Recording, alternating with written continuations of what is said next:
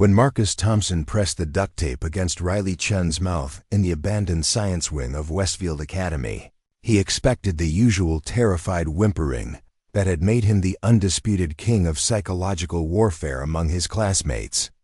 The 17-year-old had built his reputation on breaking the quiet ones, the transfers, the kids who didn't fit into the carefully constructed social hierarchy of small-town Montana high school life. Before we jump back in, tell us where you're tuning in from, and if this story touches you, make sure you're subscribed because tomorrow I've saved something extra special for you. What Marcus didn't know was that the trembling girl he'd cornered behind the chemistry lab had spent 3 years in classified military training facilities across Nevada and Colorado. What he couldn't see beneath her oversized flannel shirt were scars from live-fire exercises that would have broken seasoned Marines. What he never imagined was that his next aggressive move would result in him unconscious on the concrete floor, while school security cameras captured every second of his humiliation. In 15 seconds, Marcus Thompson would discover that some people's silence isn't weakness, it's operational security. Riley Chun's quiet demeanor wasn't social anxiety. It was the calculated stillness of someone trained to observe, assess, and neutralize threats with surgical precision. The small mountain town of Cedar Falls, Montana, had never seen anything like what was about to unfold in the science wing of Westfield Academy. Population 3,847. The community prided itself on traditional values, high school football championships, and the kind of predictable social dynamics where everyone knew their place by sophomore year. Parents worked at the lumber mill, the mining operation, or the handful of service businesses that catered to tourists heading to Glacier National Park. Nobody in Cedar Falls knew about classified government programs that recruited exceptional teenagers for specialized training. Nobody understood that the Department of Defense had been quietly developing enhanced human capabilities through programs so secret that even most military personnel had never heard of them. And absolutely nobody suspected that one of these operatives had just enrolled as a junior at their local high school. Riley Chun had arrived in Cedar Falls on a Tuesday morning in October, driving a beat-up Toyota Camry with Colorado plates and carrying a transcript that showed decent but unremarkable grades from a Denver area high school. Her cover story was simple. Her father had taken a job with the Forest Service. Her mother was a freelance graphic designer who could work remotely. And they'd moved to Montana for a quieter lifestyle after some unspecified family troubles in the city. The truth was considerably more complex. Riley's parents were both Department of Defense contractors who'd been reassigned to a classified monitoring station hidden in the Flathead National Forest. Riley herself was part of an experimental program called Project Silent Storm, designed to test whether enhanced combat training could be successfully integrated with normal teenage social development. The program's goal was to create operatives who could function in civilian environments while maintaining their specialized capabilities. At 16, Riley had already completed training that surpassed most Special Forces qualifications. She could disable armed opponents in under 3 seconds, had mastered 17 different fighting disciplines, and possessed tactical awareness that made her dangerous in any environment. Her psychological profile showed exceptional emotional control, strategic thinking, and the ability to maintain deep cover for extended periods without compromising her mission parameters. The mission in Cedar Falls was supposedly routine: complete her final year of high school while monitoring for any unusual activity in the region that might indicate foreign intelligence operations or domestic terrorism threats. The mountains of Montana bordered international territory and hosted numerous government facilities that required discreet surveillance. Riley's presence at Westfield Academy provided perfect cover for a broader intelligence gathering operation. What the program administrators hadn't anticipated was how difficult it would be for someone with Riley's training to navigate the petty cruelties and social hierarchies of teenage life. Combat training taught decisive action in response to threats. High school required passive acceptance of behaviors that Riley's tactical mind categorized as aggressive and requiring neutralization. Marcus Thompson represented exactly the kind of threat that Riley's training had prepared her to eliminate. At 6 feet tall and 200 pounds, he dominated Westfield Academy through a combination of physical intimidation, social manipulation, and what school administrators euphemistically called leadership qualities. His father owned the largest construction company in the county. His mother sat on the school board, and his older brother had been a state champion wrestler before joining the Marines. The Thompson family's influence meant that Marcus operated with virtual impunity within the school environment. Teachers overlooked his aggressive behavior. Administrators accepted his explanations for conflicts with other students, and local law enforcement treated any complaints against him as typical teenage drama that would resolve itself naturally. Marcus had learned early that power came not just from physical dominance, but from understanding and exploiting the systems that protected him. His targeting of transfer students and social outcasts was methodical and sophisticated. Marcus understood that new arrivals lacked the established relationships that might provide protection, while quiet students were less likely to report harassment or fight back effectively. He'd refined his techniques over 3 years of high school, developing psychological pressure tactics that left minimal evidence, while maximizing emotional damage to his victims. The science wing of Westfield Academy provided the perfect environment for Marcus's most serious harassment campaigns. Built in the 1970s and poorly maintained by the cash-strapped school district, the area included several abandoned classrooms, storage areas, and laboratory spaces that were officially off-limits to students but easily accessible to anyone who understood the building's security weaknesses.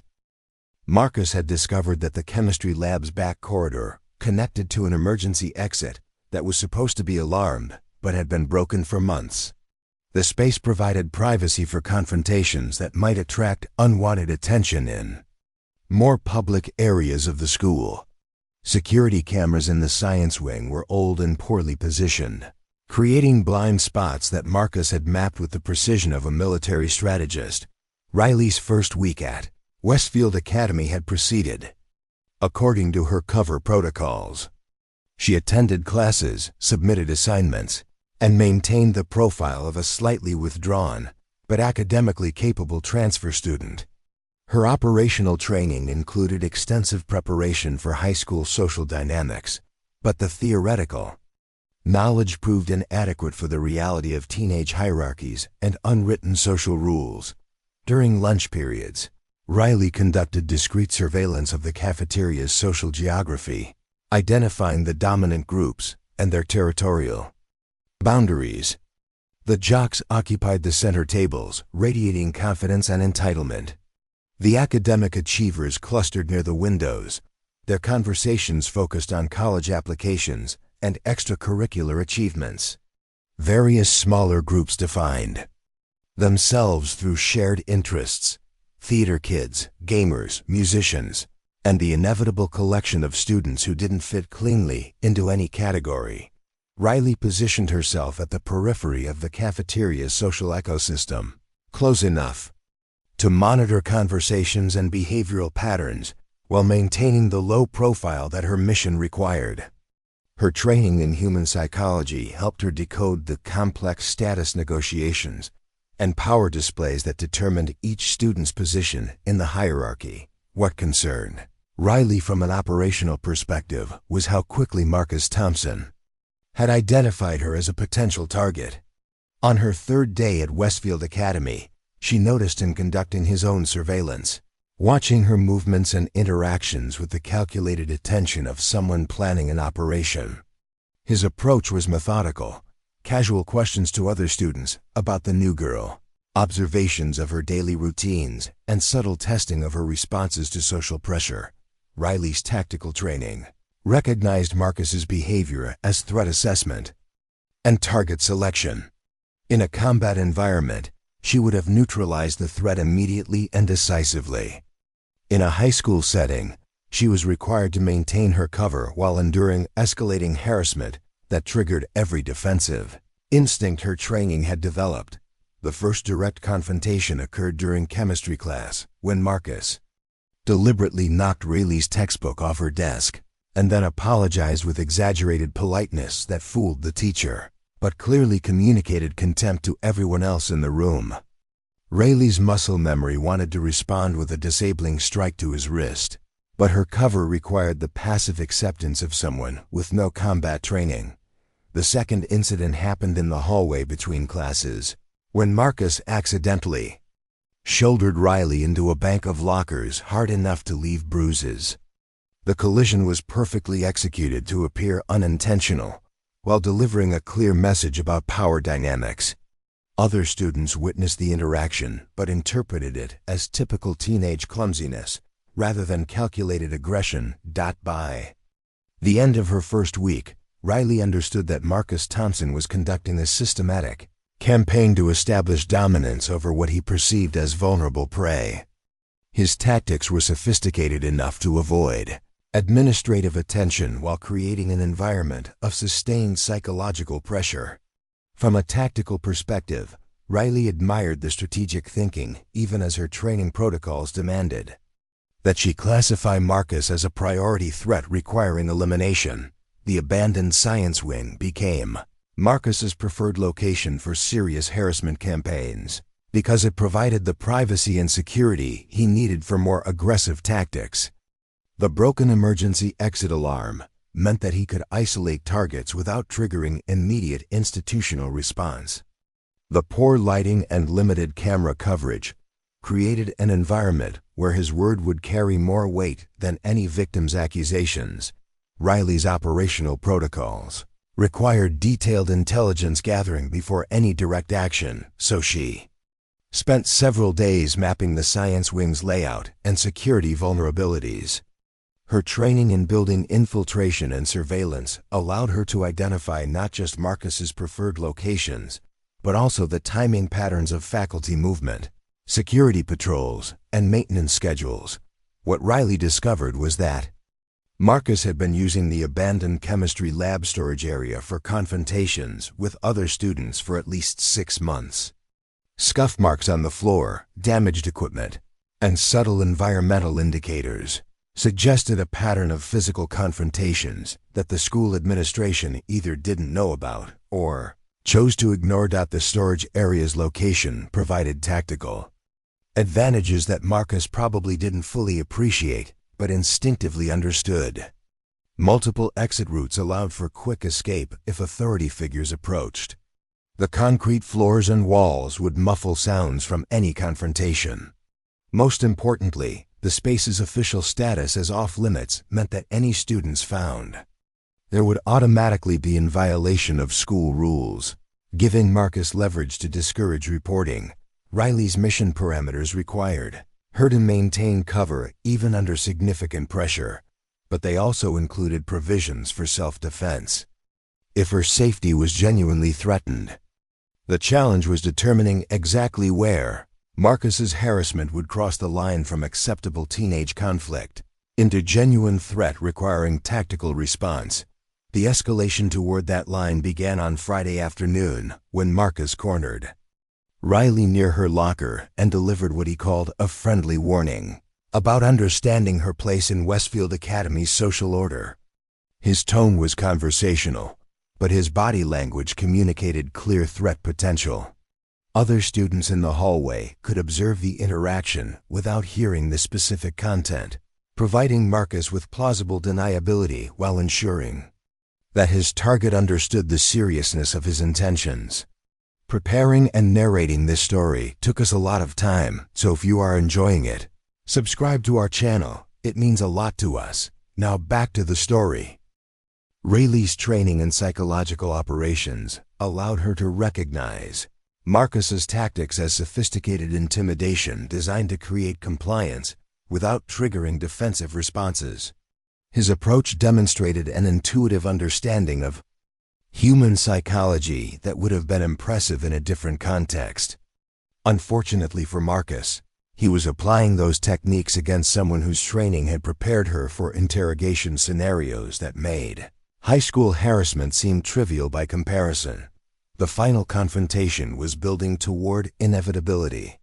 As Marcus prepared to escalate his campaign beyond psychological pressure into physical dominance, his tactical error was assuming that Riley's quiet demeanor indicated the same kind of vulnerability he'd exploited in previous victims.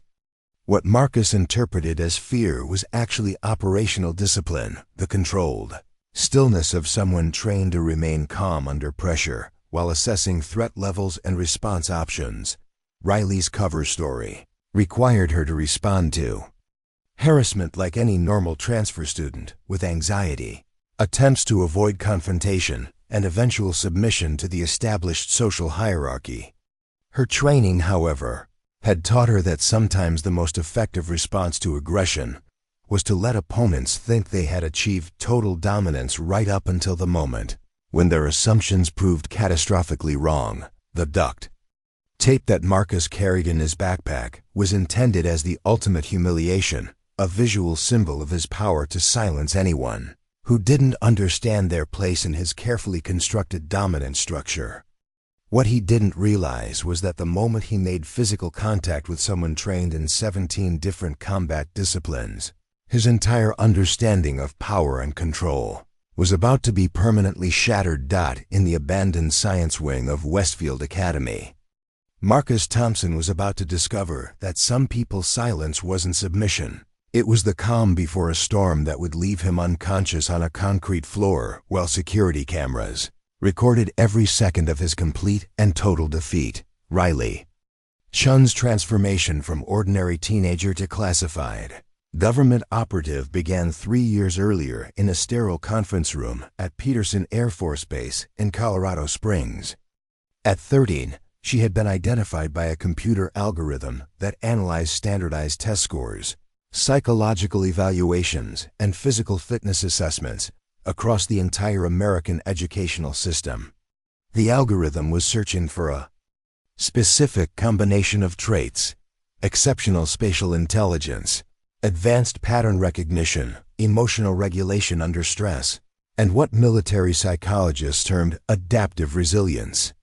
The invitation letter that arrived at the Chen family's Denver home looked like any other summer enrichment program. The letterhead belonged to the National Youth Leadership Institute, a legitimate organization that provided academic opportunities for gifted students. The program description mentioned leadership training, outdoor activities, and college preparation workshops that would look impressive on future applications. Nothing in the documentation suggested that acceptance would lead to 3 years of classified military training that transformed participants into human weapons. Dr. Sarah Chun, Riley's mother, was a software engineer specializing in cryptographic systems for defense contractors. Colonel David Chun, her father, worked in military intelligence with security clearances that prevented him from discussing most aspects of his career with his family. Both parents understood the government's interest in exceptional young people, but neither suspected the true nature of the program their daughter was about to enter. The selection process itself was designed to identify not just capability but character. Riley underwent weeks of psychological testing disguised as summer camp activities. Team-building exercises were actually assessments of leadership potential and tactical thinking. Wilderness survival workshops tested her ability to remain calm under pressure while solving complex problems with limited resources. Academic challenges measured her capacity to absorb and apply new information rapidly in high-stress environments. Dr. Elizabeth Morrison, the project's chief psychologist, observed Riley throughout the evaluation period with particular interest.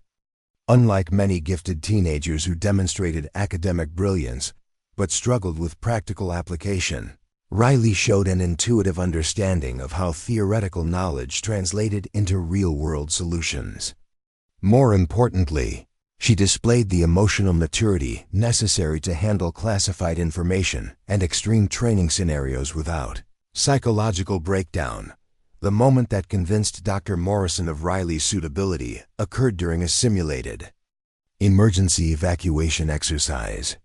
While other participants panicked or became paralyzed by indecision, Riley calmly assessed the situation, identified the optimal escape route, and guided 3 younger children to safety while maintaining situational awareness that impressed the observing instructors. Her actions demonstrated not just quick thinking, but the kind of protective instinct that marked natural warriors. Project Silent Storm operated from a facility that didn't appear on any public maps, hidden within the vast training ranges of the Nevada test site. The compound resembled a combination of military academy and advanced research laboratory, with dormitories that housed 47 carefully selected teenagers from across the United States. The participants came from diverse backgrounds, but all shared the exceptional cognitive and physical capabilities that the program required. Riley's first year at the facility focused on foundational skills that would support more advanced training. Physical conditioning went far beyond typical fitness programs, incorporating elements of special forces preparation adapted for adolescent physiology. Academic coursework included advanced mathematics, multiple foreign languages, behavioral psychology, and subjects that weren't taught in any civilian institution.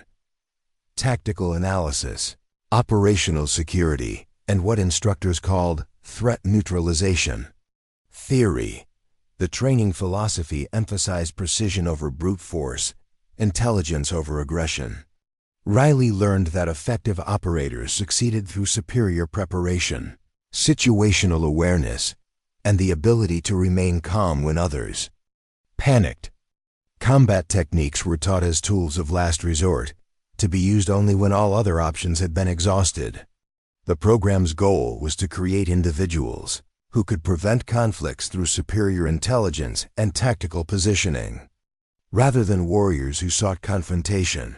Master Sergeant Jennifer Walsh, Riley's primary combat instructor, was a former Marine Force reconnaissance specialist who'd served 3 tours in classified operations before accepting assignment to Project Silent Storm. Walsh recognized in Riley the same instinctive understanding of combat principles that marked the most effective special operations personnel. Unlike some participants who struggled with the physical demands of training, Riley seemed to absorb fighting techniques as naturally as other teenagers learned to drive. The fighting disciplines Riley mastered included traditional martial arts, but emphasized practical applications over ceremonial forms. Krav Maga provided techniques for disabling opponents quickly and efficiently. Brazilian Jiu-Jitsu taught ground fighting and submission holds. Muay Thai contributed striking techniques using knees, elbows, and clinch work. Military combatives added knife fighting, firearm retention, and methods for dealing with multiple attackers simultaneously. What set Riley apart from even the other exceptional participants was her ability to integrate different fighting systems into seamless combinations. While some students excelled at specific disciplines, Riley developed an adaptive fighting style that drew from whatever techniques were most appropriate for each situation. Her instructors noted that she seemed to think tactically during combat scenarios, constantly assessing and adjusting her approach based on changing circumstances. The psychological training proved equally intensive and far more challenging than the physical conditioning. Dr. Morrison personally supervised Riley's development in areas that traditional military training didn't address, maintaining emotional connections while keeping operational secrets, appearing normal in civilian environments while possessing capabilities that fundamentally separated her from her peers, and managing the isolation that came with being unable to share her experiences with anyone outside the program. That Riley learned to compartmentalize her identity into multiple layers. The surface layer was the teenager who attended classes, worried about assignments, and maintained friendships with other participants who understood her situation. The operational layer contained her tactical knowledge, combat training, and mission awareness. The deepest layer held her true emotional core, protected from the psychological pressures of living multiple lives. Simultaneously, the program's most challenging aspect wasn't the physical training or academic workload, but the constant awareness that participants were being prepared for missions that might require them to make life-and-death decisions while maintaining the appearance of normal teenagers. Riley learned to think strategically about human relationships, to assess every social interaction for potential security implications, and to maintain operational discipline even during moments of genuine emotional connection. Her second year at the facility introduced advanced tactical training that prepared participants for real-world operations. Urban warfare scenarios taught building clearing, close-quarters combat, and civilian evacuation procedures. Wilderness survival exercises lasted weeks and included evasion techniques, primitive weapons construction, and navigation without technological assistance. Intelligence gathering training covered surveillance techniques, interrogation methods, and the kind of social engineering that allowed operatives to extract information from unwitting targets. Riley excelled particularly at what instructors called gray man operations missions that required blending into civilian populations while conducting surveillance or intelligence gathering. Her natural introversion, combined with training in behavioral modification, allowed her to become effectively invisible in most social situations. She could observe and record detailed information about targets while appearing to be nothing. More than a quiet teenager going about her normal activities, the weapons training component of her education included not just firearms proficiency, but improvised weapons construction, explosive device identification, and what military manuals categorized as unconventional warfare techniques. Riley learned to see every environment as containing potential weapons and offensive advantages. A school cafeteria became a tactical space with sight lines, cover positions, and everyday objects that could be weaponized if necessary. By her third year, Riley was participating in live exercises that tested her abilities against professional military personnel who didn't know they were facing teenage operatives. These scenarios included protecting civilian targets from simulated terrorist attacks, gathering intelligence from hostile foreign agents, and conducting rescue operations. In urban environments, Riley's performance consistently impressed evaluators who had decades of special operations experience. Colonel Patricia Hayes, the program's military commander, recognized that Riley possessed the rare combination of technical skill and emotional intelligence that marked the most effective covert operatives. Unlike participants who excelled at combat training but struggled with the psychological demands of deep cover operations, Riley seemed equally comfortable in firefights and social situations that required her to maintain a false identity while gathering critical intelligence. The decision to place Riley in a normal high school environment was part of the program's final phase, designed to test whether operatives could maintain their cover while dealing with the unpredictable stresses of civilian life. Previous participants had succeeded in controlled environments, but struggled when faced with situations that didn't match their training scenarios. High school social dynamics presented exactly the kind of complex, emotionally charged environment that would reveal whether Riley's preparation was sufficient for real-world operations. Riley's cover identity was carefully constructed to provide plausible explanations for any unusual capabilities she might accidentally display.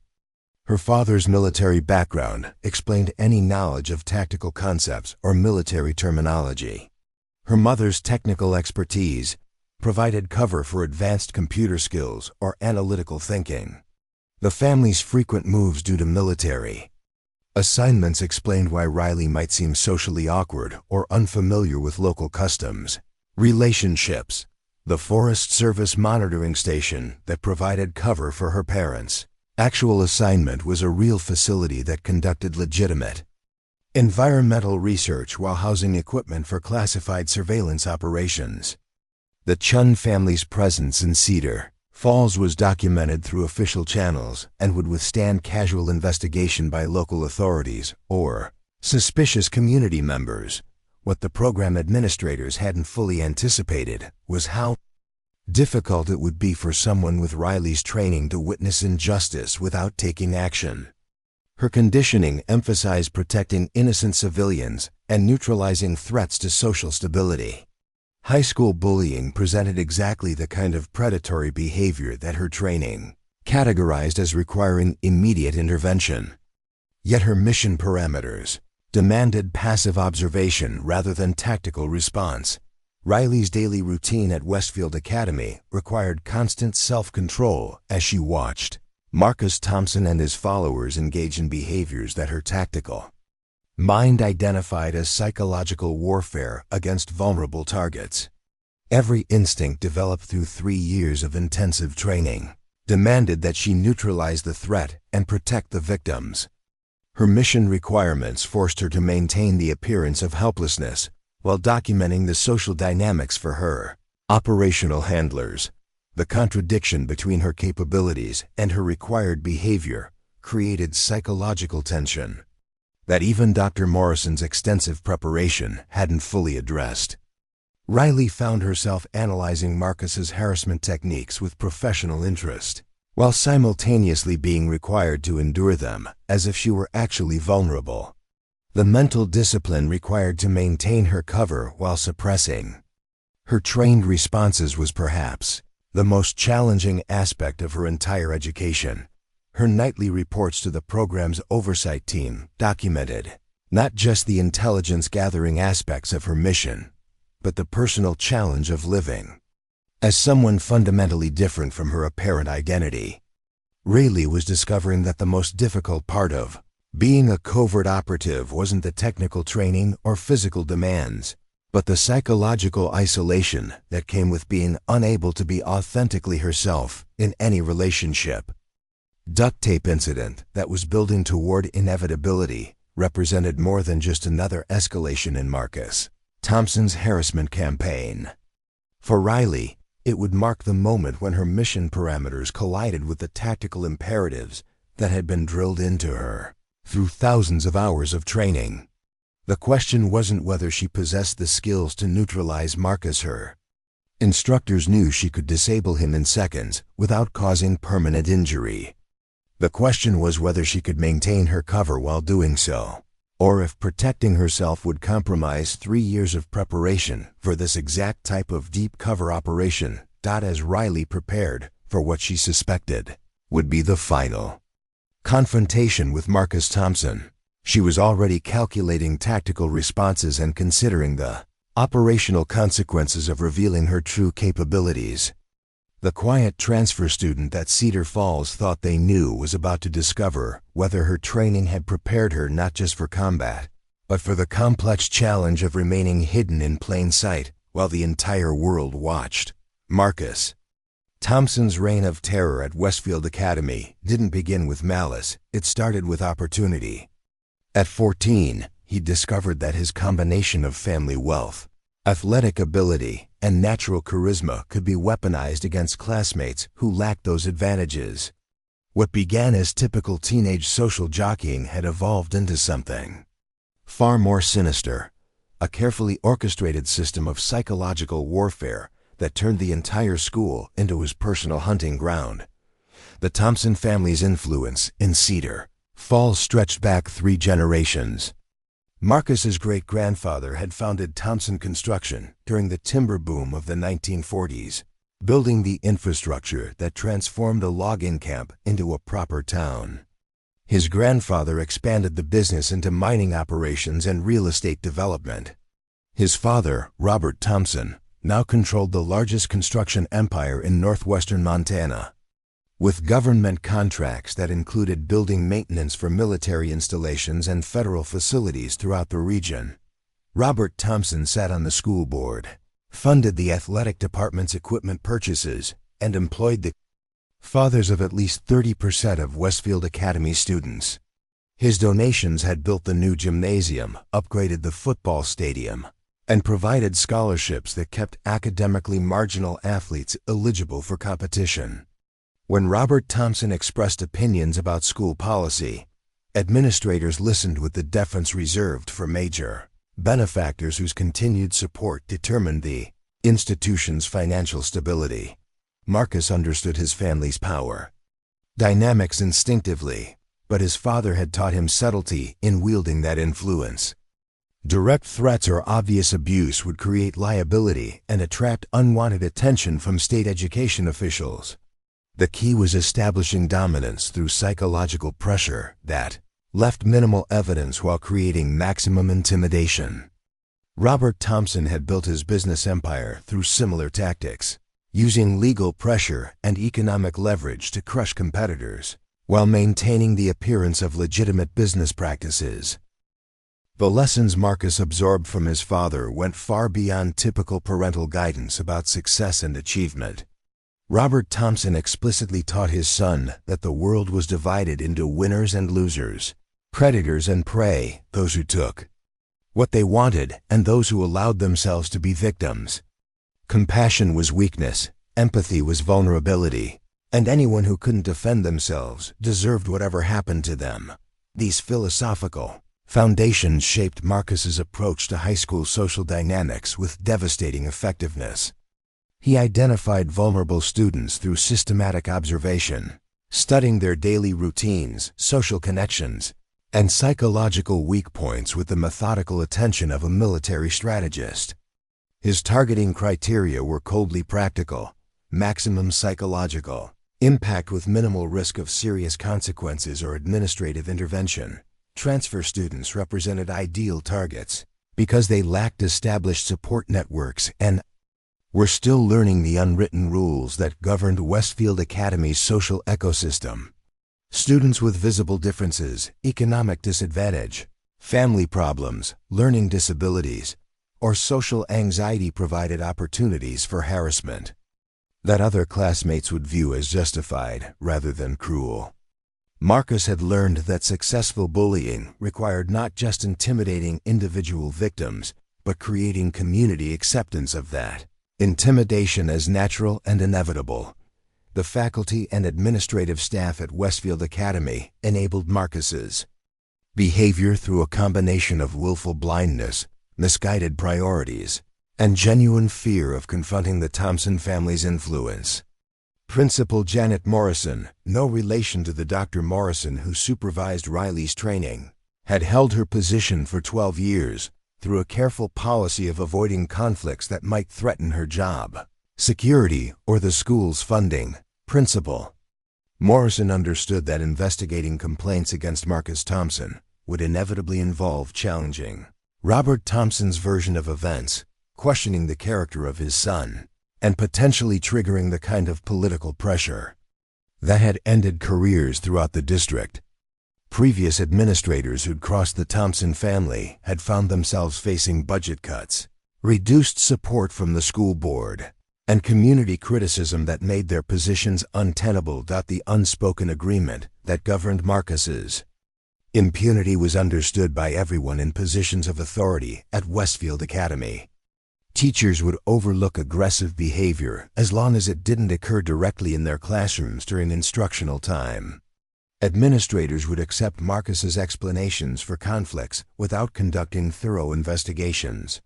Counselors would focus on helping victims cope with harassment rather than addressing its root causes or holding perpetrators accountable. This institutional corruption extended beyond simple favoritism into active participation in psychological abuse. When students reported Marcus's harassment, they were often subjected to victim-blaming counseling sessions that questioned their own behavior, suggested they were overreacting to normal teenage conflicts, or implied that learning to handle such situations was character-building rather than traumatic. Coach Mike Stevens, who supervised the wrestling program and taught physical education, represented the toxic masculinity that pervaded Westfield Academy's athletic culture. A former college wrestler whose career had ended due to steroid-related injuries, Stevens viewed aggression as virtue and dominated as natural order. His coaching philosophy emphasized crushing opponents, not just physically but psychologically, breaking their will to compete through intimidation that extended far beyond the wrestling, Matt Stevens actively encouraged his athletes to view themselves as superior to non-athletic students, deserving of special privileges and exempt from normal behavioral expectations. Wrestling team members were taught that their physical capabilities made them natural leaders who should command respect through strength rather than earning it through character. This philosophy created a cadre of enforcers who supported Marcus's harassment campaigns. While believing they were upholding legitimate social hierarchies, the wrestling team's culture of violence was reinforced through hazing rituals that would have been classified as assault in any other context. Freshman wrestlers were subjected to initiation ceremonies that included physical abuse, sexual humiliation, and psychological torture disguised as team bonding. These experiences created trauma bonds among participants while normalizing extreme aggression as acceptable means of establishing dominance. Marcus had survived and eventually dominated these hazing rituals, earning his position as team captain through demonstrated willingness to inflict suffering on younger or weaker teammates. His leadership style combined physical intimidation with psychological manipulation, creating an atmosphere of fear that extended throughout the athletic department and into the broader school community. The student body at Westfield Academy had been systematically conditioned to accept Marcus's behavior through years of witnessing unopposed harassment campaigns against successive waves of vulnerable targets. Each successful intimidation of a victim without consequences taught observers that challenging Marcus was futile and potentially dangerous. Students learned to protect themselves by avoiding his attention rather than opposing his actions, creating a community of passive enablers who prioritized personal safety over collective resistance. This learned helplessness was reinforced by the social media ecosystem that transformed Marcus's harassment into entertainment for broader audiences. Students documented bullying incidents not to provide evidence for administrative intervention, but to create viral content that generated likes, shares, and social validation. The transformation of cruelty into comedy normalized psychological abuse while making victims complicit in their own humiliation. Ashley Martinez, Marcus's girlfriend and social media manager, represented the disturbing trend of female participation in male-dominated harassment campaigns. An aspiring influencer with 15,000 Instagram followers, Ashley had built her online brand around documenting the social dynamics of small-town high school life. Her content included dramatic reveals of student conflicts, relationship updates that exposed private information, and carefully edited footage that made victims appear deserving of their treatment. Ashley's role in Marcus's operations went beyond simple documentation to active psychological warfare.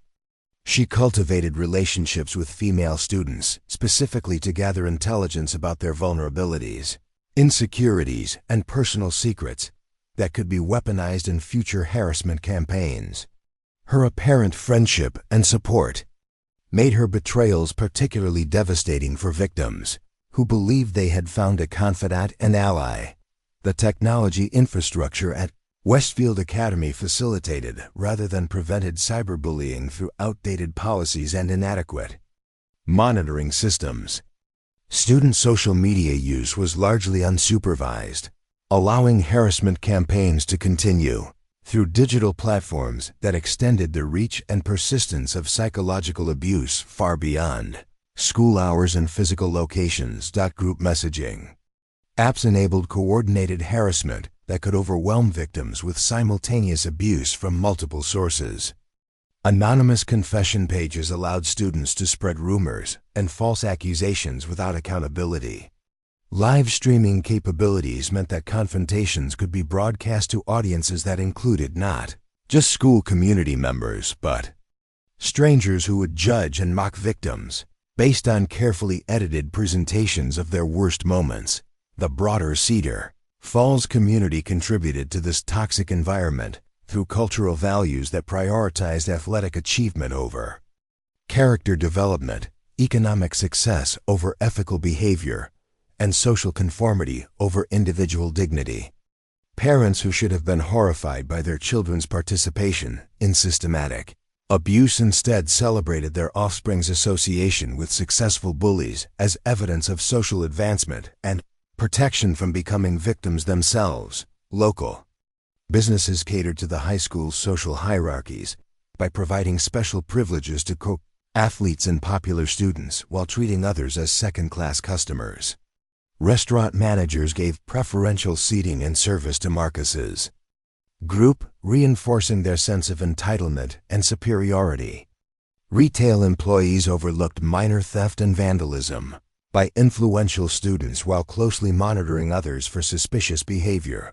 Law enforcement in Cedar Falls operated under the same unspoken agreements that governed school administration. Sheriff's deputies who responded to complaints involving Marcus Thompson conducted perfunctory investigations designed to minimize rather than pursue criminal charges. The department's leadership understood that aggressive prosecution of prominent citizens' children would create political problems that could affect budget allocations, staffing decisions, and career advancement opportunities.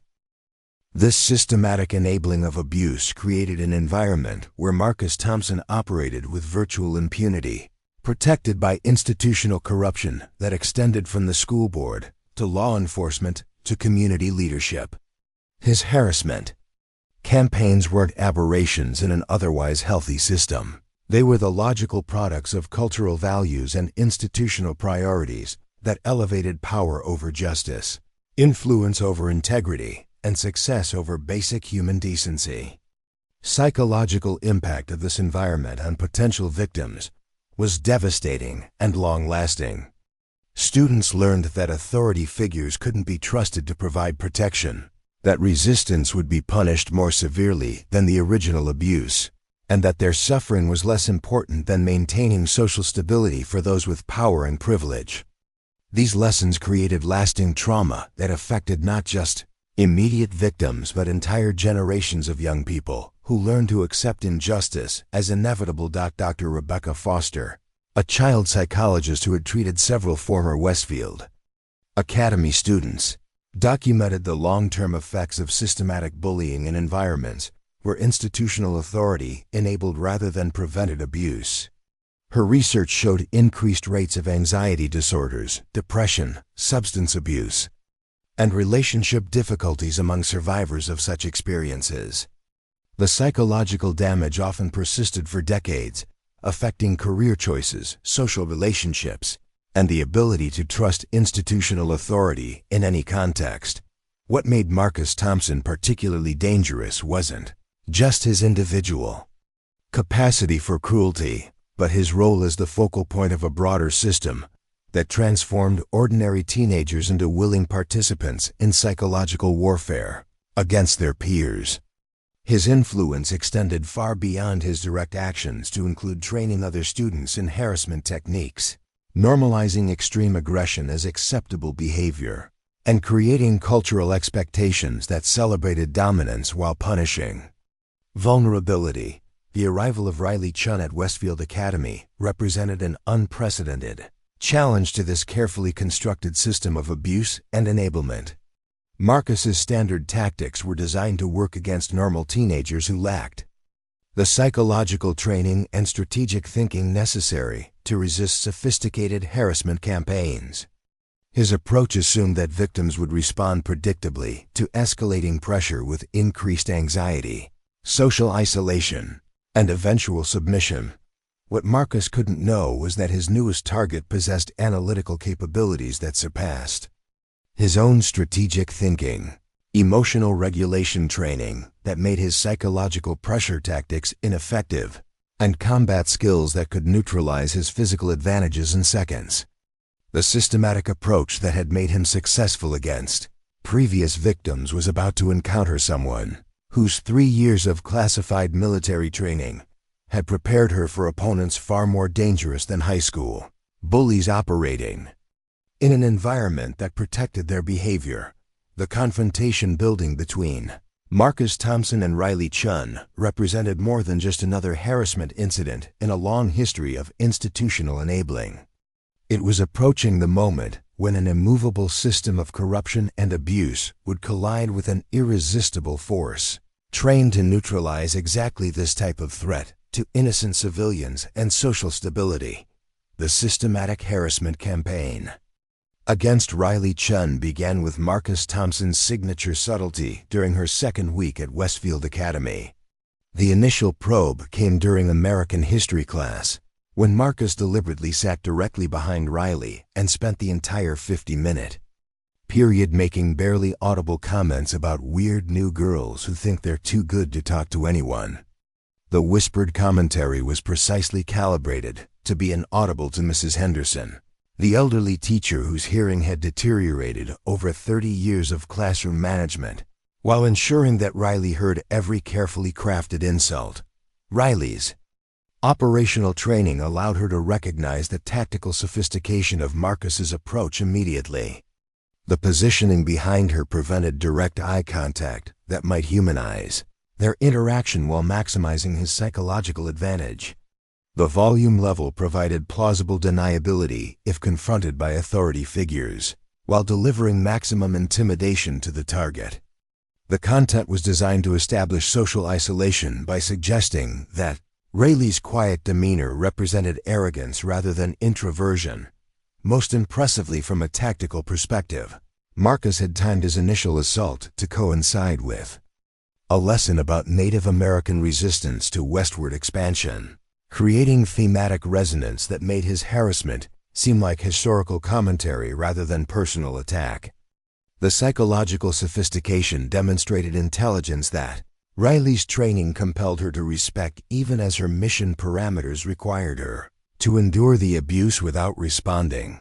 The second phase of Marcus's campaign involved recruitment of auxiliary operatives who could extend his reach beyond direct personal contact. Tyler Brooks, a sophomore desperate for acceptance into the wrestling team's inner circle, volunteered for reconnaissance duties that involved following Riley through her daily routines and reporting back on her habits, vulnerabilities, and potential pressure points. Tyler's surveillance was amateur compared to the counter-surveillance techniques Riley had mastered during her training, but his enthusiasm made up for his lack of skill. He documented Riley's route to school, identified her preferred seating locations in each classroom, mapped her lunch period movements, and even attempted to photograph her personal belongings when she briefly left her backpack unattended during a bathroom break. The intelligence Tyler gathered allowed Marcus to refine his harassment strategy with military precision. He learned that Riley always arrived at school exactly 15 minutes before first period, suggesting either obsessive punctuality or operational discipline that might indicate unusual background. She carried minimal personal items and seemed to have no photographs, decorations, or sentimental objects that might reveal emotional attachments or family information. Most intriguingly to Marcus, Riley's behavioral pattern suggested someone conducting her own surveillance of the school environment. She positioned herself to observe multiple exit routes from any location, seemed to catalog the movements of faculty and administrative staff, and displayed situational awareness that exceeded normal teenage self-consciousness. Marcus interpreted these observations as evidence that Riley was gathering intelligence for some kind of retaliation, making her a potentially dangerous target who required more aggressive neutralization. The third phase involved testing Riley's psychological pressure tolerance through escalating social isolation tactics. Marcus coordinated with Ashley Martinez to spread carefully crafted rumors about Riley's family background, suggesting that her father wasn't actually a Forest Service employee but was instead involved in illegal environmental activism or domestic terrorism surveillance. The rumors were designed to be plausible enough to generate community suspicion while being unverifiable through normal high school gossip verification methods. Ashley's social media network amplified these narratives through seemingly innocent posts that raised questions about the new girl's mysterious background. A photo of Riley walking alone with the caption, "Some people just seem like they're hiding something, you know?" generated dozens of comments speculating about her family's real reasons for moving to Cedar Falls. The digital harassment extended the campaign's reach beyond school hours and physical locations, creating persistent psychological pressure that traditional bullying methods couldn't achieve. Riley monitored this social media assault through operational protocols that included maintaining fake accounts on multiple platforms to track threats against her cover identity. Her training in information warfare allowed her to recognize the sophisticated coordination behind apparently spontaneous community suspicion. The campaign demonstrated strategic thinking that impressed her even as it complicated her mission parameters by creating exactly the kind of attention that deep cover operatives were trained to avoid. The fourth phase marked Marcus's transition from psychological pressure to direct intimidation through carefully orchestrated physical encounters designed to test Riley's defensive capabilities. The first incident occurred during the crowded period between third and fourth periods, when Marcus accidentally slammed into Riley while she was retrieving books from her locker. The collision was perfectly executed to appear unintentional, while delivering enough force to knock her off balance and send her materials scattering across the hallway floor. Riley's combat training automatically analyzed the attack's timing, angle, and force distribution, recognizing it as a deliberate assault disguised as clumsiness. Her muscle memory wanted to respond with a defensive counterstrike that would have left Marcus unconscious before he understood what had happened. Instead, her cover requirements forced her to react like a normal teenager, apologizing for being in the way, scrambling to collect her scattered belongings, and accepting Marcus's mockingly solicitous help in gathering her books. The performance required every technique Dr. Morrison had taught her about emotional regulation under stress. Riley's heart rate spiked as her training protocol screamed warnings about proximity to hostile forces, but she maintained the appearance of flustered embarrassment while conducting tactical assessment of Marcus's capabilities, reach, and probable next escalation in the harassment campaign. Marcus's interpretation of Riley's passive response confirmed his assessment that she lacked the social support, physical capability, or psychological resilience necessary to resist escalating pressure. Her failure to retaliate or report the incident validated his tactical approach while encouraging more aggressive testing of her defensive boundaries. The fifth phase involved coordinated harassment during lunch periods when maximum audience participation could amplify the psychological impact while providing entertainment for social media documentation. Marcus orchestrated these performances with theatrical precision, timing his approaches to coincide with peak cafeteria occupancy while positioning his supporters to create optimal filming angles for viral content creation. The lunch harassment began with subtle food contamination designed to be discovered rather than consumed. Salt in Riley's water bottle, hot sauce mixed into her sandwich, and plastic wrap stretched across her milk carton opening created a series of unpleasant surprises that generated laughter from observing students while demonstrating Marcus's ability to access and manipulate her personal belongings without detection. Riley's operational training recognized the food tampering as escalation toward potential chemical or biological warfare, but her cover identity required treating the incidents as harmless pranks rather than security breaches requiring tactical response. The contradiction between her threat assessment protocols and her required behavioral responses created psychological stress that even her extensive preparation hadn't fully anticipated. The sixth phase introduced psychological warfare techniques designed to trigger anxiety responses that would provide entertaining content for social media audiences. Marcus began organizing surprise confrontations during Riley's most vulnerable moments, emerging from bathroom stalls, walking alone through empty hallways, or sitting quietly in areas where she believed herself unobserved. These ambush encounters involved multiple participants surrounding Riley while cameras captured her reactions to sudden loud noises, aggressive questioning about her family background, or mock emergency situations designed to test her response to perceived threats. Marcus had learned that Rayleigh's startle responses seemed unusually controlled, suggesting either medication for anxiety disorders or training that might indicate law enforcement family connections. Riley's actual training made these psychological pressure tactics ineffective for their intended purpose, but her mission requirements forced her to simulate the anxiety responses that Marcus was attempting to trigger.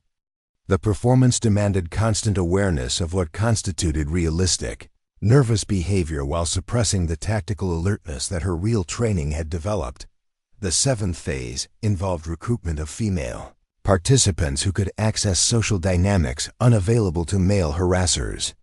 Jessica Walsh, a junior who competed with Ashley Martinez for influencer dominance, volunteered to infiltrate Rayleigh's potential friendship networks by offering seemingly genuine social support that was actually intelligence gathering for future harassment campaigns.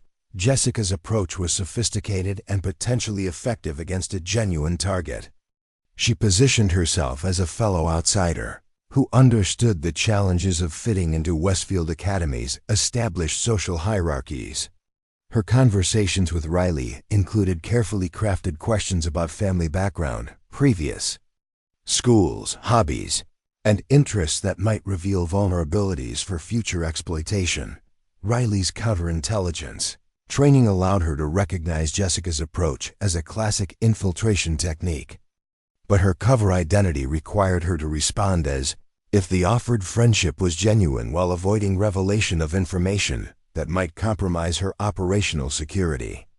The resulting conversations were elaborate performances where both participants were gathering intelligence while pretending to develop authentic social connections. The eighth phase marked Marcus's preparation for physical escalation beyond the testing encounters of previous weeks.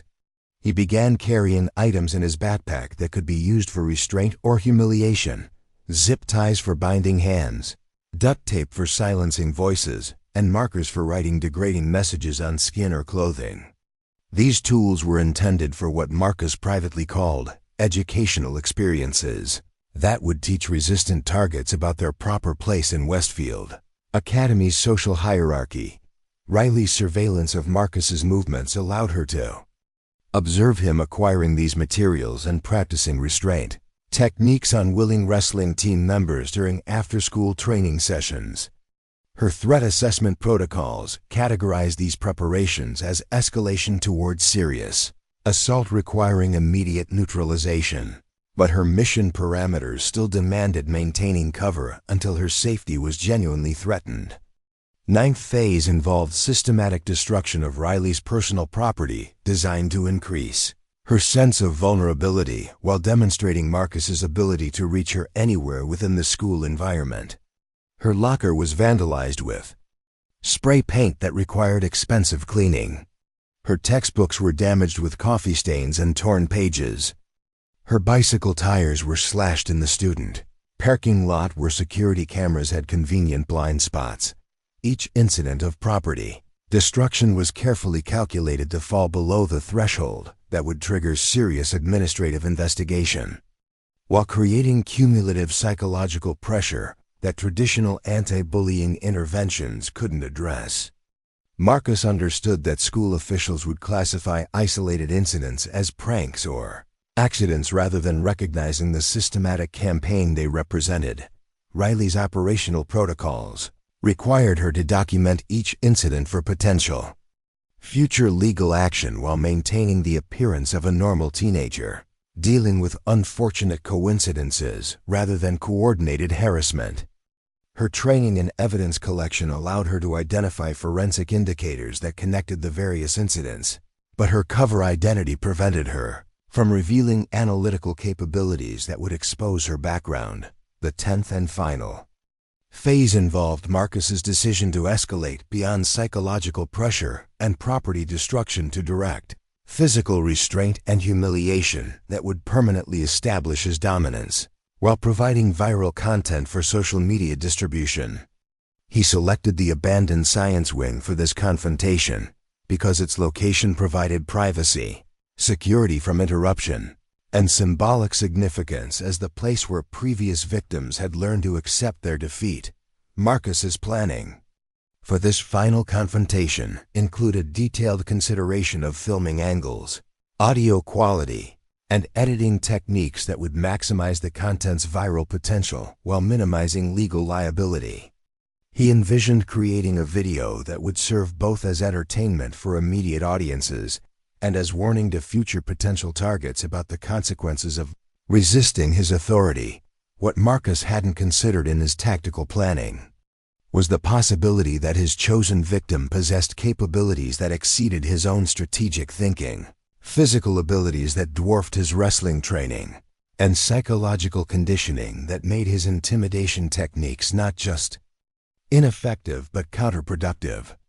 The systematic harassment campaign that had successfully broken dozens of previous targets was about to encounter someone whose 3 years of classified military training had prepared her to neutralize threats far more dangerous than high school. Bullies operating with institutional protection. Riley's mission parameters included specific provisions for situations where maintaining cover would compromise her personal safety or operational security. The duct tape that Marcus carried in his backpack represented exactly the kind of escalation that triggered those defensive protocols, transforming her from a passive intelligence-gathering asset into an active threat neutralization specialist, whose training demanded swift and decisive action. The final confrontation between Marcus Thompson and Riley Chun was building toward inevitability as two incompatible worldviews prepared to collide. The entitled aggression of someone who had never faced serious consequences for his actions, against the disciplined lethality of someone trained to protect innocent civilians from exactly this type of predatory behavior. The abandoned science wing of Westfield Academy felt like a tomb on Friday afternoon as Riley Chun approached the storage room where Marcus Thompson waited with the duct tape that would trigger 3 years of classified military training. Fluorescent lights flickered intermittently overhead, casting shadows that moved like living things across walls, covered with outdated safety posters and forgotten student artwork. The air smelled of chemical preservatives and institutional neglect, creating an atmosphere that seemed designed for the kind of confrontation that was about to unfold. Riley's operational awareness processed every detail of the environment as she moved through the corridor with the careful steps of someone who understood that each footfall might be her last moment of anonymity. The emergency exit that Marcus believed provided security for his harassment operations was actually a tactical liability that limited escape routes. The poor lighting that he thought would conceal his actions created blind spots that someone with her training could exploit. The concrete floors that would muffle sounds of struggle would also amplify the impact. When his body hit them, Marcus stood in the center of the storage room with the confident posture of someone who had never encountered genuine resistance to his will.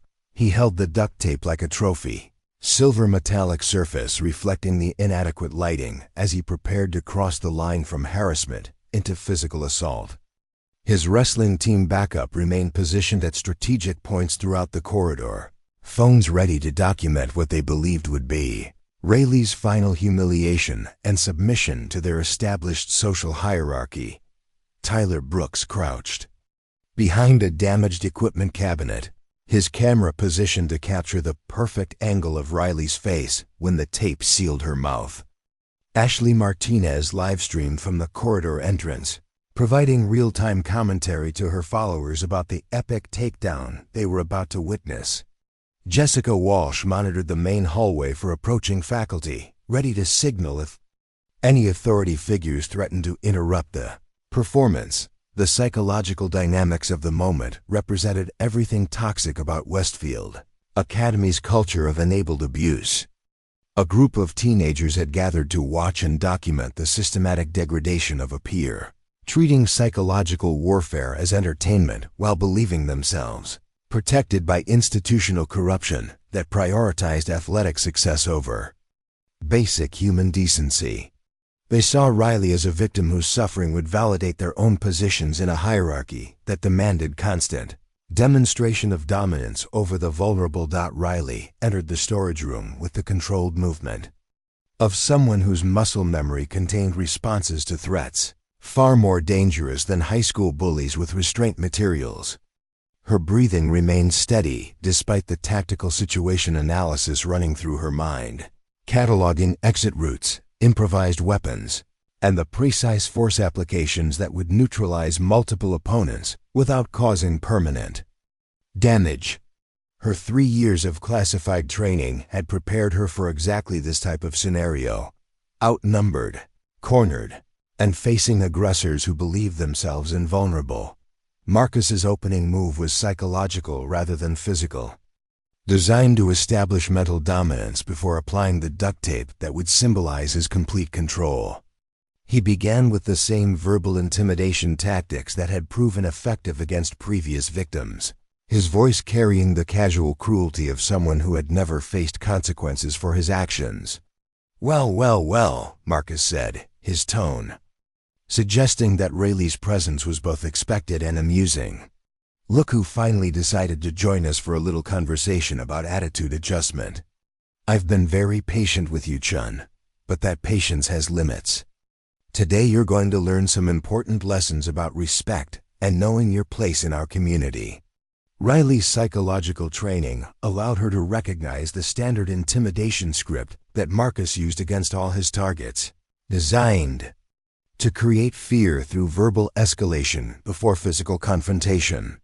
Her counter-interrogation preparation had included scenarios far more sophisticated than teenage bullying, involving professional operatives trained to break psychological resistance through techniques that made high school harassment seem trivial by comparison. "You see, the problem with people like you," Marcus continued, moving closer while maintaining the conversational tone that made his threats seem reasonable rather than dangerous, "is that you think you can just show up in our school and act like you're too good to follow the rules that everyone else has to follow. That kind of attitude needs correction, and I'm just the person to provide it." The wrestling team members positioned around the room nodded appreciatively at Marcus's verbal performance, their phones capturing every word for later distribution across social media platforms where Rayleigh's humiliation would become permanent entertainment for audiences far beyond Cedar Falls. They believed they were witnessing a masterclass in social dominance, unaware that their chosen victim was analyzing their positions, capabilities, and vulnerabilities with the tactical awareness of someone trained to neutralize terrorist cells. Riley's response to Marcus's intimidation was measured and calm, her voice carrying none of the fear or submission that he expected from previous victims. Her training in psychological operations allowed her to project controlled confidence while maintaining her cover identity, speaking words that seemed appropriate for a nervous teenager while conveying undertones that suggested hidden depths. "I understand that you feel I haven't been properly integrated into your school's social structure," Riley said, her tone respectful but lacking the trembling deference that Marcus required from his targets. "Perhaps we could discuss this situation in a more appropriate setting, with faculty supervision to ensure that any misunderstandings are resolved constructively." The suggestion of faculty involvement triggered immediate anger from Marcus, who interpreted Riley's words as a threat to involve authority figures in what he considered his private domain. His face flushed with the indignation of someone whose power depended on operating without oversight, and his body language shifted from theatrical intimidation to genuine menace. "Oh, you want to involve teachers?" Marcus snarled, abandoning a conversational approach for direct aggression. "You want to run crying to the principal about how the mean kids are picking on you? That's exactly the kind of weakness I'm talking about. Real people handle their problems directly, without hiding behind authority figures who can't protect you all the time." Ashley Martinez provided live commentary to her streaming audience, her voice breathless with excitement as she narrated the confrontation for viewers who demanded increasingly extreme content. "Oh my God, you guys, she actually thinks the teachers are going to save her. This is going to be so good." Marcus is about to show her what happens when you try to play victim in the real world. The social media amplification of the confrontation added layers of complexity that Marcus's tactical planning hadn't fully considered. The live broadcast meant that evidence of whatever happened next would be immediately distributed beyond any possibility of containment or deletion. The audience participation through comments and reactions created pressure for increasingly dramatic content that pushed participants toward more extreme actions than they might have chosen without digital validation. Riley's operational training included extensive preparation for scenarios involving multiple cameras and live broadcast situations, where any tactical response would be immediately visible to law enforcement, military oversight, and international intelligence services. Her mission parameters specifically addressed the challenge of maintaining operational security while dealing with threats in environments where every action would be recorded and analyzed by hostile observers. The moment when Marcus reached for the duct tape marked a transition from psychological intimidation to physical assault, triggering the defensive protocols that 3 years of classified training had embedded in Riley's nervous system. Her threat assessment algorithms instantly categorized the restraint attempt as kidnapping behavior requiring immediate neutralization, overriding the cover maintenance requirements that had constrained her responses throughout the harassment campaign. Marcus approached with the duct tape extended like a weapon, his movement patterns telegraphing his intention to apply it to Riley's mouth while his backup prevented escape or resistance. His tactical error was assuming that someone who had endured weeks of harassment without fighting back lacked the capability for effective defense rather than the authorization to reveal that capability. "This is going to hurt a lot less if you don't struggle," Marcus said, reaching toward Riley's face with the tape while his other hand prepared to restrain her arms. "Just accept what's happening and learn your lesson like a good girl. Fighting will only make things worse for you." The physical contact triggered Riley's combat programming with the instantaneous response of someone whose survival had depended on recognizing and neutralizing threats faster than conscious thought could process tactical information. Her body moved with the fluid precision of 3 years intensive training, executing techniques that had been drilled until they became automatic responses to specific threat patterns. Riley's left hand intercepted Marcus's wrist with a grip that immobilized his tape-wielding arm, while her right hand struck his elbow joint with precisely calculated force that would cause immediate numbness without permanent damage. The combination technique, derived from military close-quarters combat training, neutralized his primary threat capability while positioning him for follow-up actions that would eliminate his ability to continue the assault. Marcus's expression shifted from confident aggression to confused pain as he discovered that the quiet transfer student possessed grip strength that exceeded his own wrestling-trained capabilities. His attempt to pull free only increased the leverage that Riley's positioning provided, trapping him in a hold that demonstrated superior tactical knowledge and physical conditioning. "What the hell?" Marcus began, but his words were cut short as Riley executed a textbook takedown that used his own momentum against him, sending him crashing to the concrete floor with an impact that echoed through the storage room like a gunshot. The duct tape flew from his nerveless fingers, clattering across the floor as evidence of his failed assault attempt. The wrestling team members who had positioned themselves to prevent Riley's escape suddenly found themselves facing someone whose movement patterns indicated combat training that surpassed their own athletic preparation. Tyler Brooks's camera captured the moment when the quiet girl they'd been planning to humiliate revealed capabilities that made their harassment campaign seem not just cruel but laughably inadequate. Riley stood over Marcus's prone form with the controlled stance of someone prepared for multiple attackers, her breathing steady despite the adrenaline that would have left normal teenagers shaking with reaction. Her eyes scanned the room with tactical awareness that cataloged each potential threat, while her hands remained positioned for either grappling or striking. techniques as the situation required. Ashley Martinez's livestream audience exploded with comments as viewers attempted to process what they had just witnessed. The entertainment they had expected to receive from watching a vulnerable teenager being humiliated had been replaced by something far more complex: the revelation that their chosen victim possessed skills that made her harassers appear weak and incompetent by comparison. Did that actually just happen?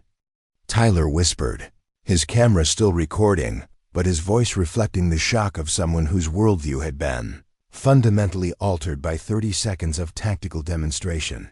She just took down Marcus like he was a little kid. How is that even possible?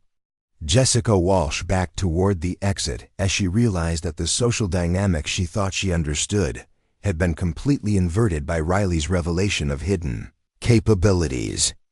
The quiet girl who had seemed like an ideal target for harassment had just demonstrated that she was probably the most dangerous person in the entire school, capable of neutralizing threats that included trained athletes with significant size and strength advantages.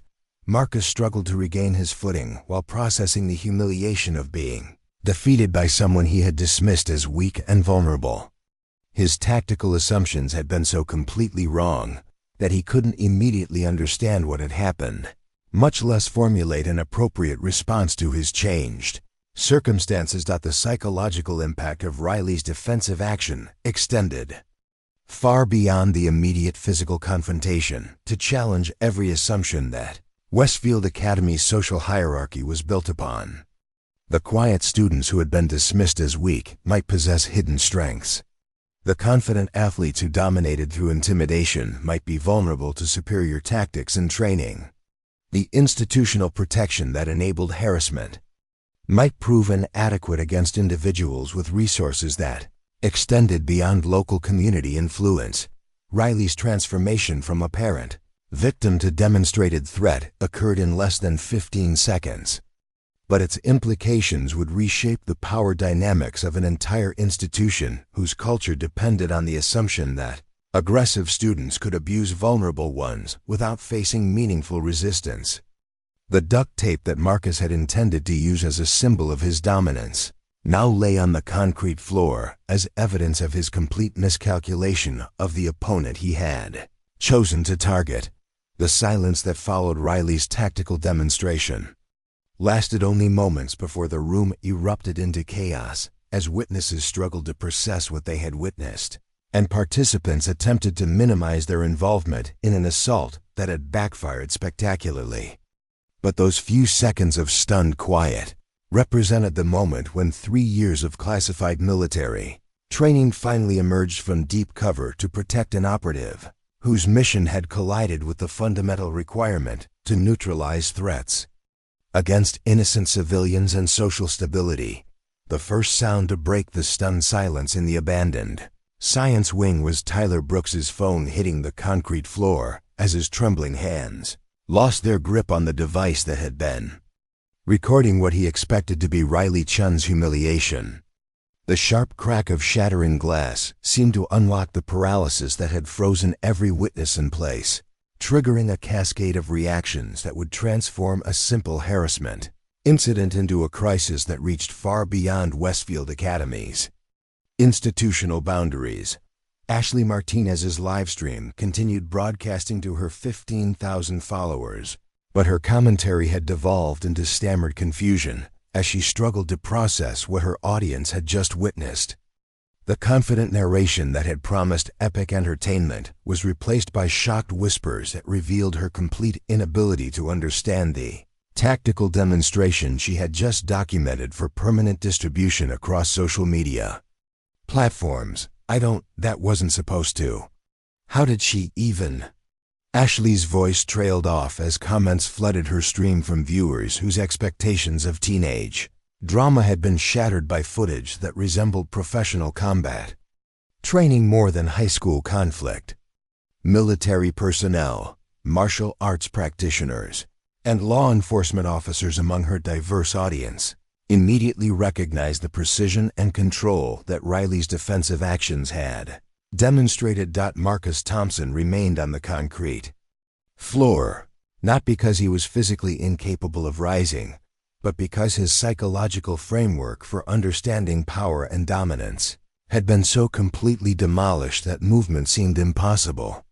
3 years of unchallenged authority at Westfield Academy had been negated in 15 seconds by someone he had categorized as weak, vulnerable, and deserving of whatever abuse he chose to inflict.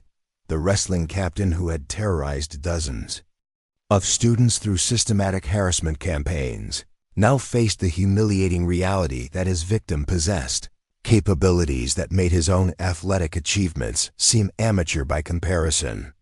His tactical assumptions about strength, intimidation, and social control had been exposed as fundamentally flawed against an opponent whose training exceeded anything available through civilian athletic programs. Riley maintained her defensive stance while conducting rapid threat assessment of the remaining individuals in the storage room, her operational training demanding constant awareness of potential secondary attacks or escape attempts by hostile forces. Her breathing remained controlled despite the adrenaline surge that accompanied transition from covert observation to active engagement, demonstrating the psychological conditioning that separated professional operatives from civilians experiencing their first violent confrontation. The transformation in Riley's demeanor was perhaps the most unsettling aspect of the entire confrontation for witnesses who had spent weeks observing her apparent vulnerability. The quiet transfer student who had endured harassment without visible resistance had been replaced by someone who radiated controlled lethality, whose every movement suggested readiness for violence that could escalate far beyond the high school conflicts that defined their normal experience. Jessica Walsh pressed herself against the storage room wall with the instinctive recognition that she was now in the presence of genuine danger rather than the theatrical aggression that characterized typical teenage confrontations. Her infiltration mission to gather intelligence about Riley's vulnerabilities had revealed information that made her feel complicit in targeting someone whose retaliation capabilities exceeded anything she had imagined possible. The social media documentation that was intended to provide evidence of Riley's humiliation instead captured footage that would be analyzed by military professionals, law enforcement specialists, and intelligence analysts whose expertise would reveal far more about the quiet transfer student than her teenage harassers had ever suspected. The viral content that Marcus had planned to use for social dominance was becoming evidence of assault against someone whose background might include federal protection and classified clearances. Tyler Brooks scrambled to retrieve his damaged phone while processing the implications of having filmed what appeared to be a highly trained operative neutralizing a civilian threat with techniques that weren't taught in any publicly available self-defense programs. His reconnaissance activities over the previous weeks suddenly felt less like teenage intelligence gathering and more like surveillance of someone whose notice would carry consequences that extended far beyond high school social dynamics. Wrestling team members who had positioned themselves to prevent Riley's escape now found their tactical assumptions completely reversed. Instead of containing a vulnerable victim, they were potentially trapping themselves in an environment with someone whose demonstrated capabilities suggested that their combined athletic training would prove inadequate if the confrontation escalated. Further, Coach Mike Stevens' arrival at the science wing entrance marked the beginning of adult intervention in a situation that had already spiraled beyond the institutional control mechanisms that normally contain student conflicts at Westfield Academy. Stevens had been summoned by reports of unusual activity in the abandoned areas, but his expectations of typical teenage drama were immediately challenged by the tactical tableau he discovered. Stevens observed Marcus Thompson on the floor, Riley Shun in a combat-ready stance, and multiple students with recording devices clustered around what was obviously the aftermath of a physical confrontation. His coaching experience with aggressive athletes had prepared him for various forms of teenage violence, but the controlled precision visible in Riley's positioning suggested training that exceeded anything available through high school athletic programs. What exactly happened here?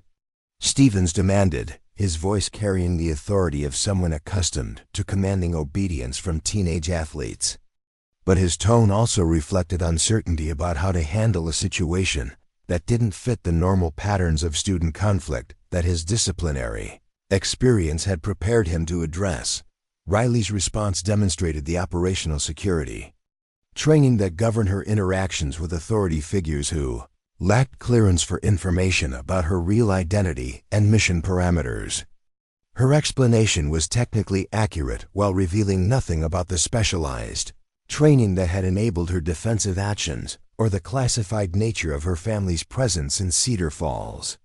Marcus attempted to place duct tape over my mouth without my consent, Riley said, her voice maintaining the calm professionalism that marked individuals trained for high-stress communication scenarios. I defended myself using techniques that my father taught me for personal protection. I used minimal force necessary to neutralize the immediate threat to my safety. The reference to her father's instruction provided plausible cover for her capabilities while suggesting military or law enforcement background that would explain her advanced skills without revealing the classified nature of her actual training. Stevens processed this information while observing the tactical evidence that supported Riley's account of defensive action rather than aggressive assault. Marcus's attempt to contradict Riley's narrative was undermined by the physical evidence and multiple video recordings that clearly showed him initiating contact with restraint materials while she responded with defensive techniques. His protest that the confrontation was meant to be harmless hazing rather than serious assault only emphasized the predatory nature of his intentions and the systematic harassment campaign that had preceded the physical confrontation.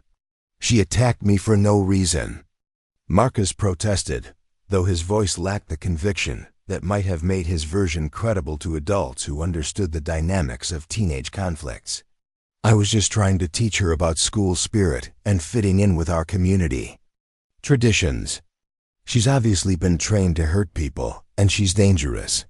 The accusation that Riley was dangerous carried unintended irony, as it was technically accurate while completely misrepresenting the context of her capabilities and the circumstances that had triggered their revelation.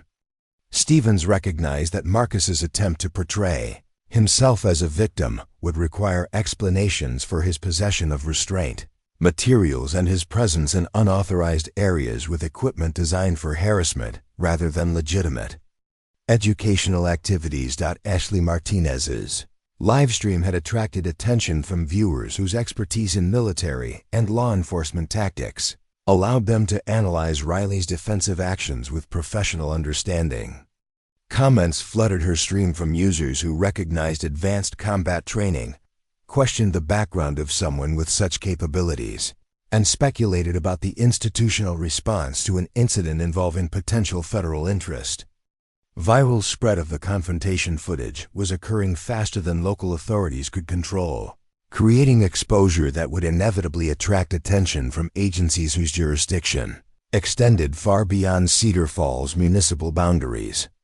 Military personnel monitoring social media for security breaches would flag footage showing advanced combat techniques performed by someone whose age and location didn't match any known training programs. Principal Janet Morrison's arrival at the science wing represented the institutional response to a crisis that threatened to expose decades of enabled harassment, while creating liability that could destroy careers and trigger federal investigations. Morrison understood immediately that the situation required damage control strategies that went far beyond typical disciplinary procedures for student conflicts.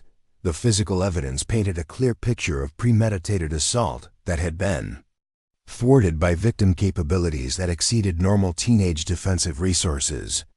The duct tape, the unauthorized location, the multiple recording devices, and the systematic harassment campaign that preceded the confrontation created liability exposure that could result in criminal charges, civil lawsuits, and federal intervention under anti-bullying statutes. Morrison's first priority was containing the immediate situation. While gathering information about Riley's background that might explain her unusual capabilities and potential connections to federal agencies whose involvement would complicate any institutional response. The possibility that the quiet transfer student might have family connections to military or intelligence services created diplomatic considerations that local school administration was unprepared to handle. "Miss Chun, I need you to accompany me to my office immediately so we can discuss this incident in an appropriate setting," Morrison said, though her tone suggested request rather than command. "Mr. Thompson, you will report to the nurses' office for medical evaluation, and then you will remain in supervised detention until your parents arrive for emergency conference." Riley's compliance with Morrison's instructions demonstrated operational discipline that prioritized mission security over personal vindication, even though the physical evidence clearly supported her account of defensive action against attempted assault.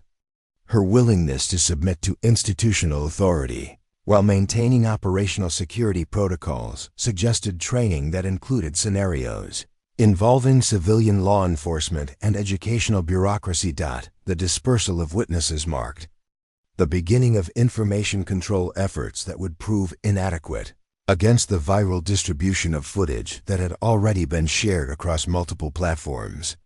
Students scattered throughout Westfield Academy with first-hand accounts of seeing the quiet transfer student neutralize the school's most feared bully using techniques that resembled military training more than typical self-defense instruction.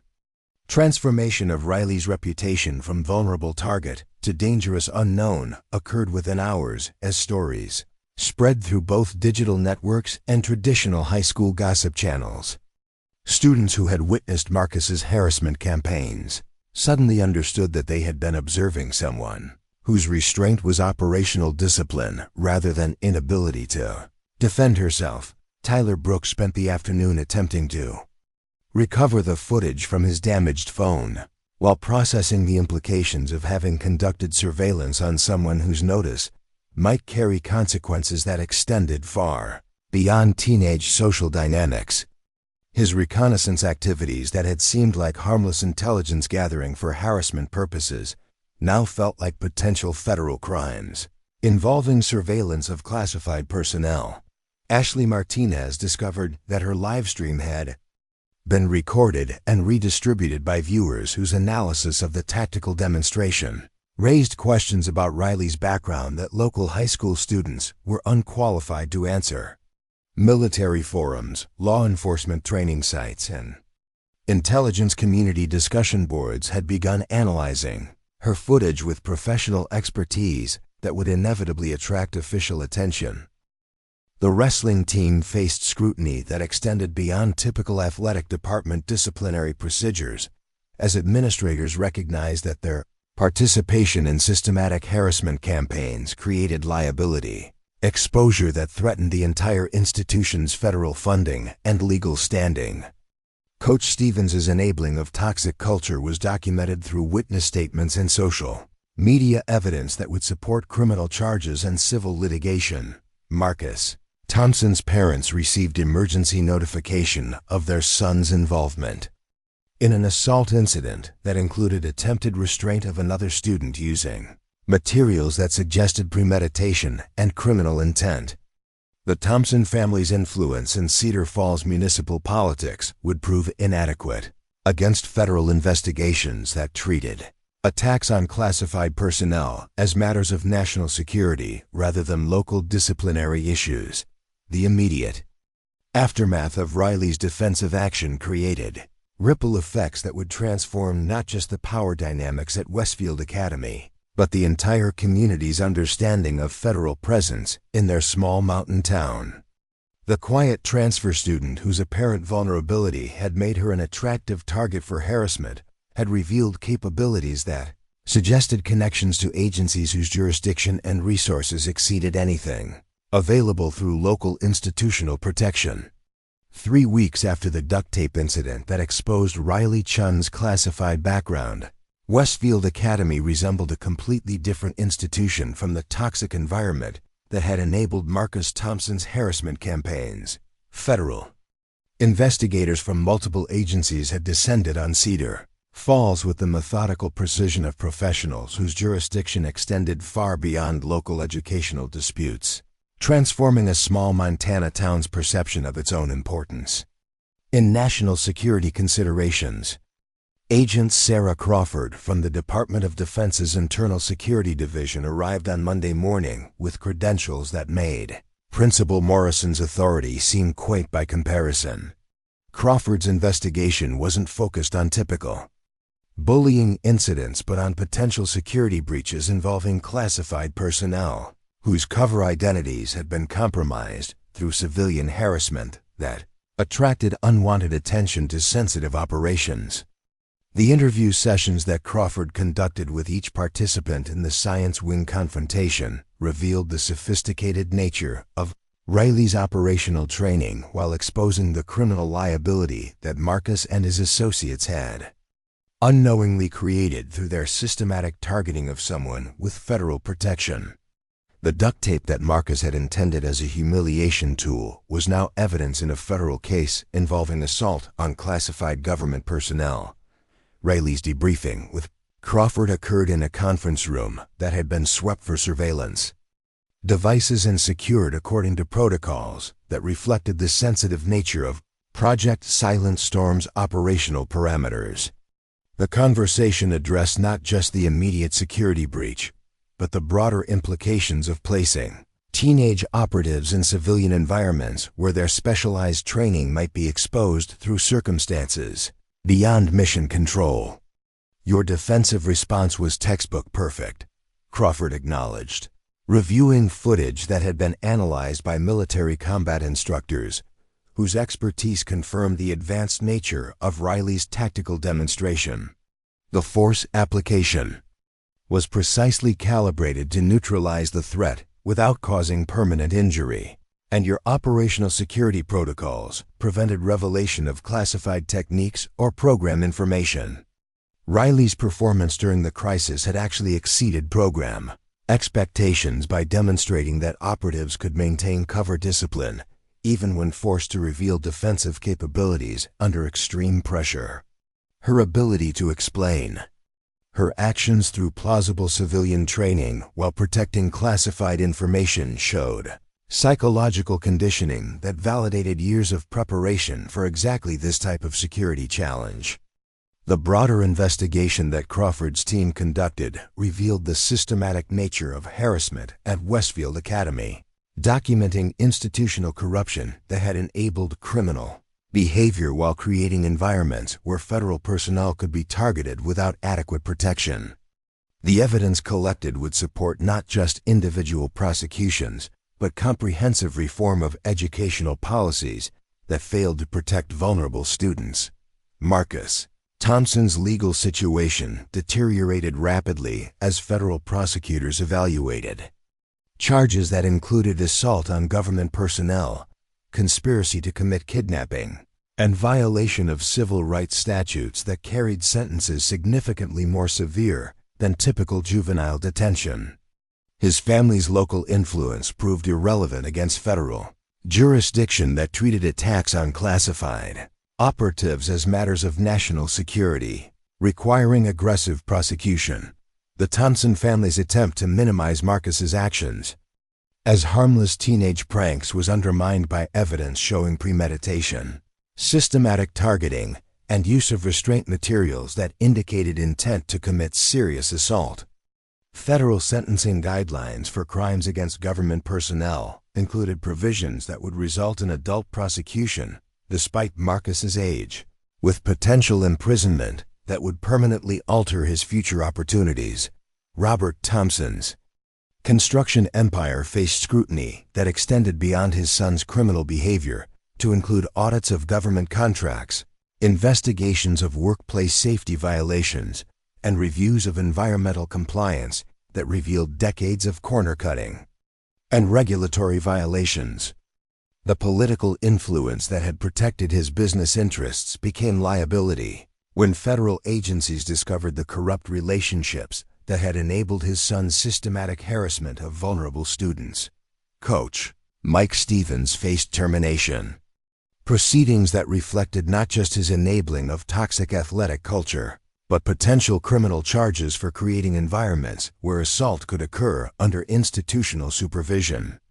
His coaching philosophy that celebrated aggression over character had been documented through witness statements and social media evidence that would support federal charges involving deprivation of civil rights under color of authority.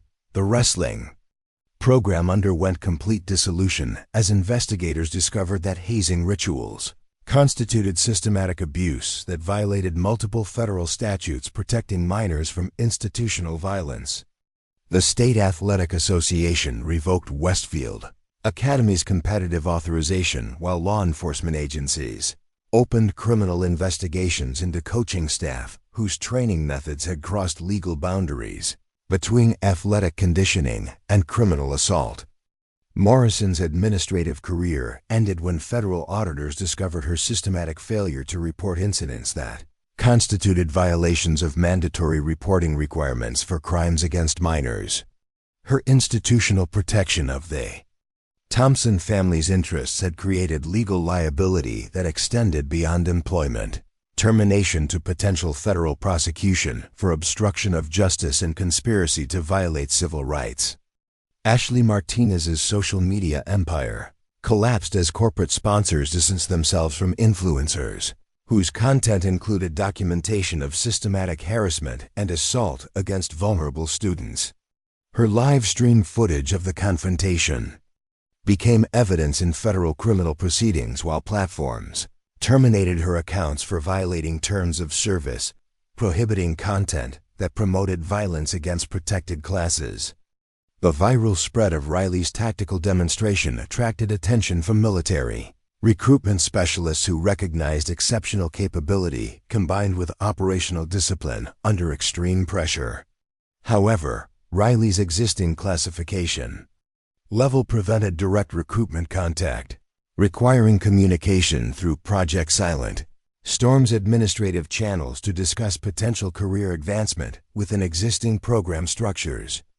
Dr. Elizabeth Morrison, the project psychologist who had overseen Riley's training, conducted a comprehensive evaluation of her psychological status following the security breach to assess whether exposure of her capabilities had compromised her long-term operational effectiveness. The analysis revealed remarkable resilience and adaptability that validated the program's psychological conditioning, while identifying areas for improved preparation of future operatives.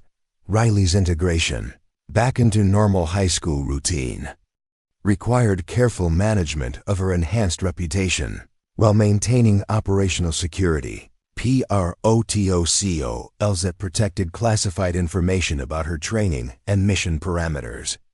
Students who had previously ignored or dismissed her now approached with combinations of respect, fear, and curiosity that complicated her ability to maintain low profile. Surveillance of potential security threats.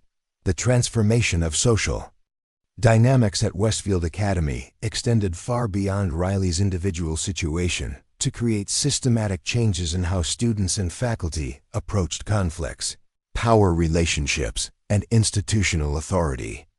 The revelation that quiet, vulnerable-appearing individuals might possess hidden capabilities forced reconsideration of assumptions about strength, weakness, and the appropriate treatment of those who seem different or isolated. Tyler Brooks's attempted destruction of evidence from his surveillance activities resulted in federal charges involving obstruction of justice and tampering with evidence in cases involving national security personnel. His reconnaissance operations that had seemed like harmless intelligence gathering for teenage harassment were reclassified as potential espionage, activities requiring investigation by counterintelligence specialists whose jurisdiction included threats to classified operations. Jessica Walsh's infiltration attempts were analyzed by security professionals who recognized sophisticated social engineering techniques that exceeded typical teenage manipulation. Her systematic gathering of personal information about federal personnel raised questions about potential foreign intelligence connections that required extensive background Investigation to rule out international espionage activities targeting government operatives. The Cedar Falls community underwent profound transformation as residents discovered that their small mountain town hosted federal operations whose sensitivity had attracted national security attention. The presence of classified facilities and personnel required enhanced security measures that changed daily life while creating economic opportunities through expanded federal employment and infrastructure investment. Local law enforcement received comprehensive retraining and procedures for handling incidents involving federal personnel, classified operations, and security breaches that required coordination with agencies whose jurisdiction extended far beyond municipal boundaries. Sheriff's deputies learned to recognize situations that demanded immediate federal notification rather than local resolution through traditional community relationship management. The Forest Service monitoring station that provided cover for Riley's family revealed its true nature as a sophisticated surveillance facility whose missions included tracking potential security threats throughout the region.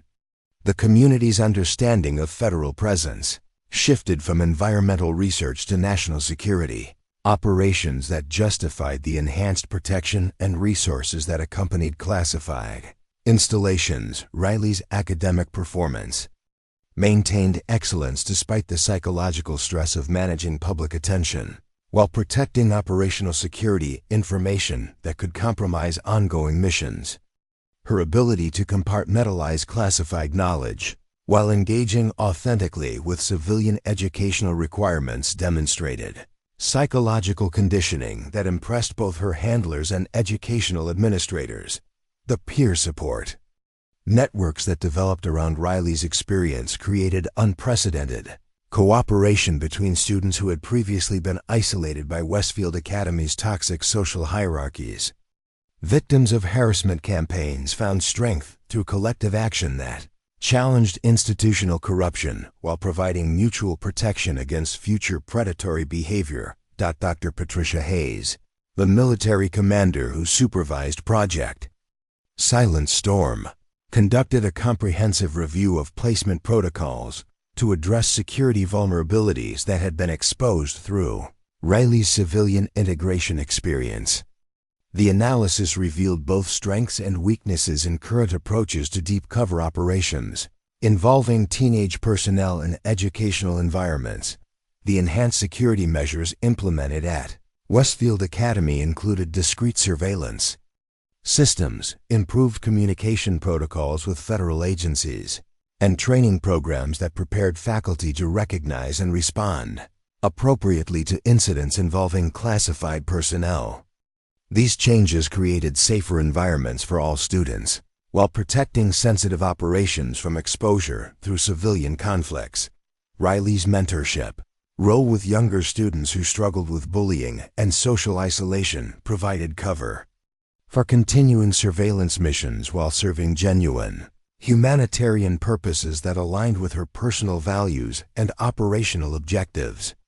Her ability to protect vulnerable peers while gathering intelligence about potential security threats demonstrated the multi-layered benefits of properly integrated covert operations. The long-term psychological impact of revealing her capabilities proved less traumatic than anticipated, as Riley discovered that authentic relationships were possible even while maintaining operational security about her background and training. The students who approached her with respect rather than fear often developed genuine friendships that enriched her social experience without compromising mission parameters. Federal prosecution of the harassment conspiracy resulted in plea agreements that included substantial prison sentences for Marcus Thompson and his primary associates, community service requirements for peripheral participants, and restitution payments that funded enhanced security measures and victim support programs. Throughout the district, the sentences sent clear messages about federal commitment to protecting classified personnel and vulnerable students. The documentary series that eventually emerged from the incident, produced with federal approval and operational security review, became educational material for institutions nationwide, struggling with bullying prevention and threat assessment. Rayleigh's story demonstrated that strength came in many forms, that assumptions about capability could prove dangerously wrong, and that protecting vulnerable individuals required institutional commitment rather than individual heroism. As Riley prepared for her senior year at Westfield Academy, now serving as both student and discreet security asset for continuing federal operations in the region, she reflected on how a moment of defensive action had transformed not just her own circumstances, but an entire community's understanding of strength, vulnerability, and the hidden complexities that existed within seemingly simple rural environments. Duct tape that Marcus Thompson had intended as a symbol of his dominance over vulnerable peers was preserved as evidence in federal court proceedings that would define legal precedents for protecting classified personnel in civilian environments. But perhaps more importantly, it served as a reminder that the most dangerous assumption was believing that quiet people had nothing to say. Vulnerable people had no strength, and isolated individuals posed no threat to those who chose to abuse.